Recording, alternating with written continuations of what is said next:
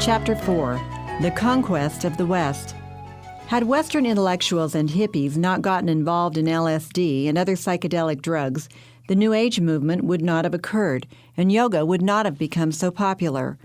One former follower of Yogi Bhajan became disillusioned at discovering that though highly honored by so many, including the United States Congress, Bhajan was, in fact, a coldly calculating charlatan addicted to money, power, and sex.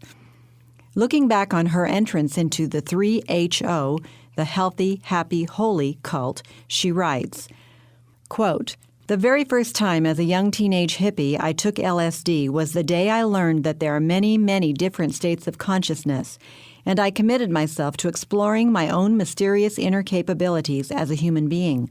Soon after that, I began writing down and studying my dreams, meditating, and I began searching for a teacher.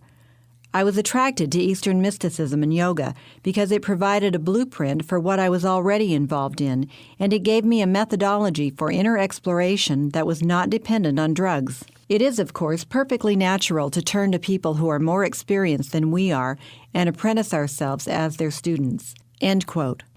Eastern mysticism has now penetrated every area of today's Western society. Children are being schooled in it from their earliest years through comic books, TV cartoons, movies, and videos that feature weird creatures with mind powers that exceed what even science fiction writers imagined a generation ago.